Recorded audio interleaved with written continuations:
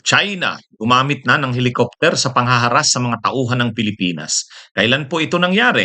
Nangyari po ito noong araw po ng Sabado, Marso 23, no? Itong taong pong ito. So, hindi pa lang po natatagalan, noong nakaraan pa lang pong araw ito. Sinong mga tauhan ng ating bansa ang ginamitan ng helikopter? Paanong paraan natin sinasabing ginamit ang helikopter sa panghaharas? Mga kabunyog, ang nakikita nyo dyan na yung sand, yung puti na yan ay sandbar. Yan po yung tinatawag na sand decay. Yung sand decay, may number sila dyan eh. Sand decay 3 and sand decay 4. Malapit yan sa Pag-asa Island. At yan ay, yung sand decay na yan, yung sandbar na yan, napapaligiran yan ng ano, mayaman yan sa mga isda, corals, yung area na yan. At tingnan niyo po ito. Yan. Yan po. Yan po yung Sandy K 3 at 4. Ayan. Ngayon, yung ating mga BIFAR, Bureau of Fisheries and Aquatic Resources, at saka yung mga marine biologists natin, mga siyentista. Yan. Yan po yung ating mga siyentista, mga marine biologists, pinag-aralan nila yung ano, parang nag-inventory sila ng resources natin dyan. Gusto nilang malaman ano pa ang available na resources natin dyan. Yung mga isda, yung mga corals, at yung damage sa resources natin dyan. Yan po. Maraming mga itinapon na mga sirang corals dyan sa lugar na yan. Ito yung ating mga marine biologists, mga siyentistang Pilipino, kasama ng BIFAR, kasama ang ating mga scientists, may mga medyang kasama. Anong ginawa ng China? Ang ginawa ng China, yan o, nagpalipad ng helicopter, mga kabunyog. Pinaliparan sila ng helicopter, hindi umaalis doon, halos 10 minutes yun. Siyempre, ang helicopter, napakalakas ng ano niyan, nung hangin na na-generate. At ang taas ng helicopter sa kanila, 50 feet lang. So ang 50 feet, napakalapit lang yan. Kaya ramdam talaga yung ano, lakas ng hangin. Talagang hinaras sila. Hinaras ang ating mga marine biologists, mga siyentista galing sa BIFAR. Yan po ang panghaharas na naman na ginawa ng China nitong nakaraang araw lang. So iba-iba na talaga ang ginagawa ng China. Agresibong na nanghaharas na ang China sa atin. Hindi na talaga ito pwedeng palampasin. Lahat na lang ng ginagawa ng ating mga tauhan ng Pilipinas, kahit hindi naman dati yung resupply mission lang, yung regular na resupply mission lang doon sa Ayungin Shoal ang hinaharangan nila. Ngayon hindi na. Kahit itong mga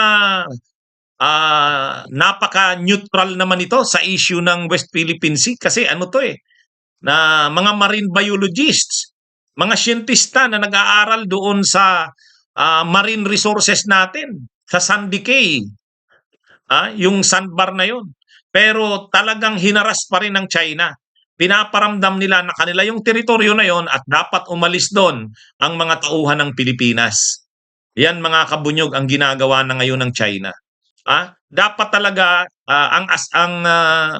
ang pagbasa dito ng Pilipinas ng ating national defense, national security officials, seryosong ano na itong ginagawa ng China. Hindi na ito pwedeng baliwalain lang. Hindi na dito pwede yung ano lang, yung mga magfa-file ka na naman ng protest, ipapatawag mo na naman yung official ng China, dito sa Pilipinas. Hindi na pwede yung ganun. Lagi na nating ginagawa yun.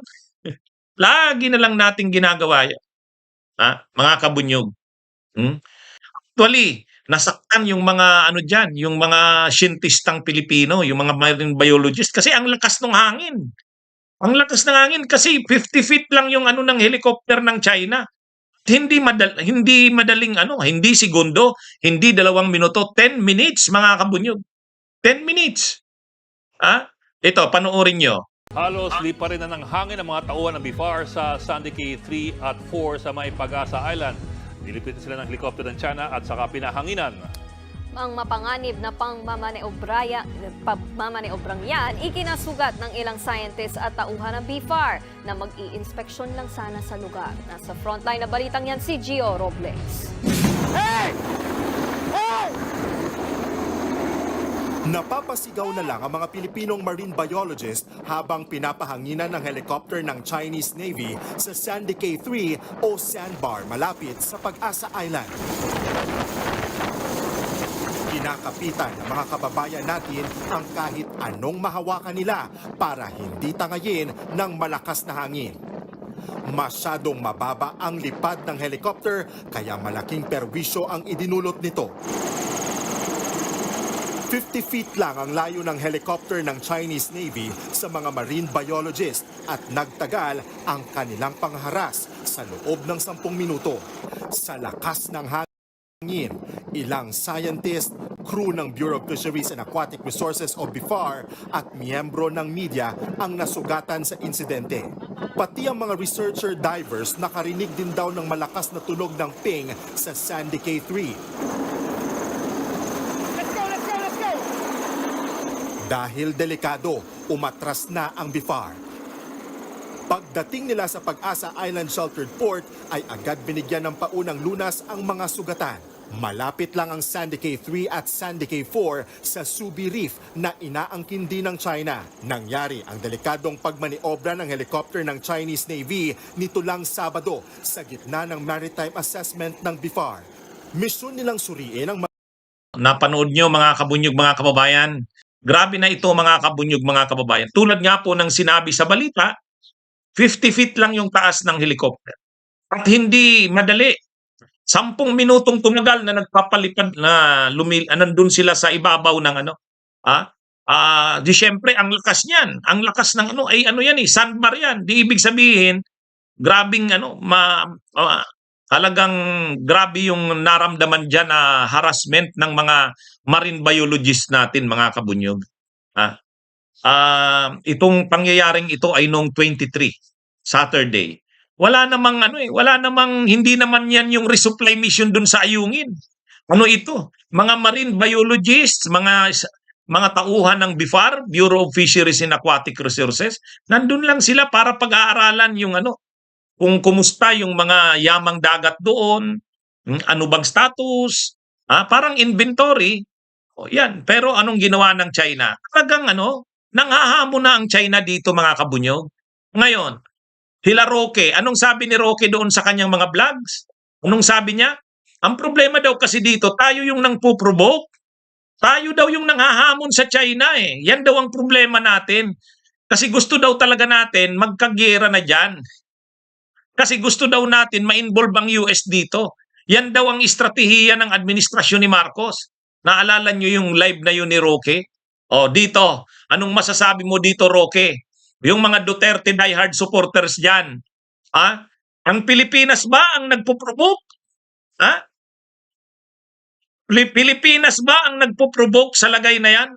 Nasaan dyan yung provokasyon ng Pilipinas? Kaya yung mga na yan, mga kabunyog, ito, panahon na ito na pagbayari natin sila Duterte sa kataksilan nila sa bayan. Dapat ipatawag si Duterte sa Kamara at sa Senado. Dapat si Roque rin, papagpaliwanagin din yan sa ginagawa niyang pagpabor sa China sa mga nangyayaring ito. Naririnig nyo ba ngayon si Sara Duterte na may comment sa mga nangyayaring ito? Wala. Pero sa lahat halos ng issue, may comment si Sara Duterte. Kung bilis mag-react ni Sara sa ibang mga bagay. Pero dito, nakikita nyo ba si Sara Duterte? May napanood na ba kayong statement ni Sara Duterte tungkol dito? Di ba? Yang mga yan, kaya tahimik yan, lalo si Bongo, tahimik yan ngayon, sila Tolentino, kasi magre-re-election sila sa May 2025. Magre-re-election sila. Ayaw nila na mag-comment ngayon kasi hindi sila pwedeng mag-comment kontra sa China. Magagalit sa kanila ang China. Pero hindi rin nila pwedeng mag-comment, hindi rin sila pwedeng magtanggol sa China. Kasi magagalit ang mamamayang Pilipino. Kaya ang ginagawa nila, tahimik na lang. Tahimik na lang si Bongo, tahimik na lang si Tolentino, pero wag tayong paluloko. mga kabunyog, mga kababayan. Ha? Huwag tayong paluloko sa mga yan. Sa totoo, mga ano yan, mga plastic yan. Ngayon, nananahimik lang yan. Kunwari, wala silang masabi dyan. Pero ang totoo, mga maka-China yan. Pag nanalo na yan sila Bato, sila Bongo uli, maka-re-elect sa 2025, sila Tolentino, lalabas na ang pagka-maka-China niyan. Si Sara Duterte, pag naging presidente yan ng Pilipinas, wag naman sana, wala. Talagang maka-China yan. Balik tayo sa panahon ni Duterte, mga kabunyog, mga kababayan. Ha? At kaya nga itong issue rin na ito ng Chacha, huwag tayong papayag dyan sa Chacha. Kasi ang Chacha, yung mga natural resources natin, gagawin ng 100% na pag-aari ng dayuhan. Yan ang gustong mangyari ng mga senador at saka mga kongresista. Yan din ang problema kay Marcos at Romualdez eh.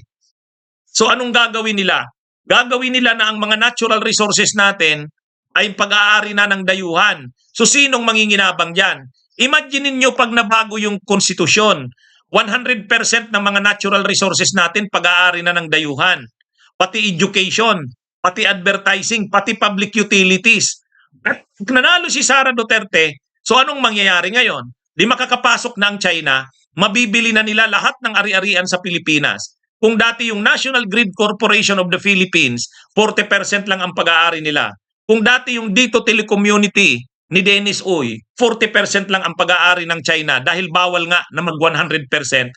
Ngayon, pag nabago ang Chacha, pag nagkaroon ng charter change, magkakaroon na ngayon ng 100% ownership. At kung presidente si Sara, pag-aari na ngayon ng China ang ating National Grid Corporation, ang mga public utilities, wala mga kabunyog. Kailangan talaga tayong magkaisa na bilang mamamayan.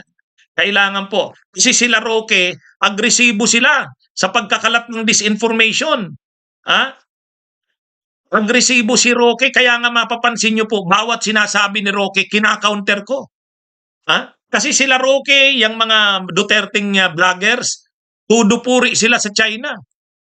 Pero kailangan natin ng information makarating sa ating mga kababayan. Hindi na po ito pwede.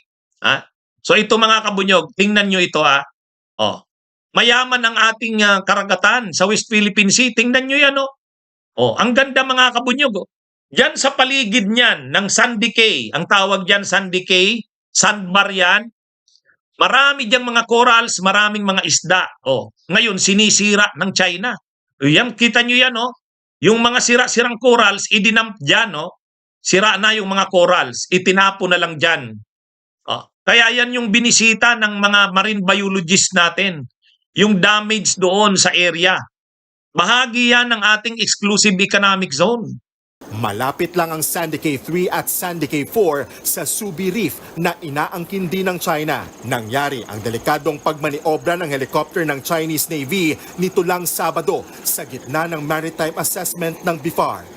Misyon nilang suriin ang marine biodiversity, partikular ang mga isda at ibang yamang dagat sa palibot ng mga sandbar. Bahagi rin ng pagsusuri na alamin kung may mga patay na bahura mula sa ibang lugar na itinambak sa mga sandbar. Nauna na nilang sinuri ang Sandy Cay 1 at 2 noong Huwebes. Dito nakita ng mga eksperto na unti-unti na ngang namamatay ang likas na yaman sa paligid ng Pag-asa Island. Kinumpirma rin ng mga marine scientists na hindi natural na species sa lugar ang mga durog na coral sa sandbar. Senyales na posible ngang tinambak lang doon ang mga durog na bahura na nakunan noon pang Setyembre. Sinusubukan pa naming kunin ang panig ng BIFAR kaugnay ng nangyari.